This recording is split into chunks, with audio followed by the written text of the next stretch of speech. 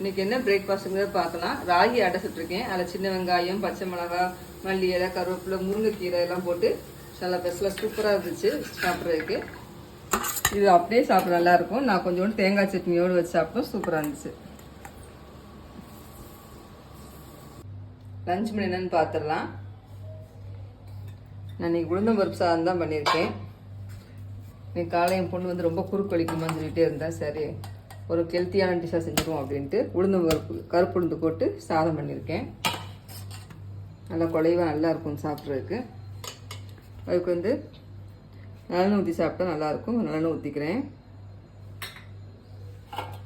கத்திரிக்காய், வாழைக்காய் எல்லாம் போட்டு புளிக்குழம்பு வச்சுருக்கேன். அது கொஞ்சம் ஊற்றிக்கிறேன். வந்து கீரை, அரைக்கீரை வந்து கடைஞ்சிருக்கேன்.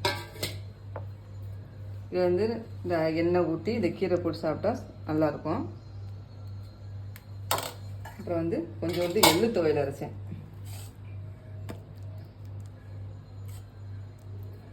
அப்புறம் முட்டை வந்து மசால் எல்லாம் போட்டு வச்சாச்சு. சூப்பராக இருக்கும் முட்டை வந்து. லஞ்ச் பண்ணி தான் வாங்க சாப்பிட்லாம்.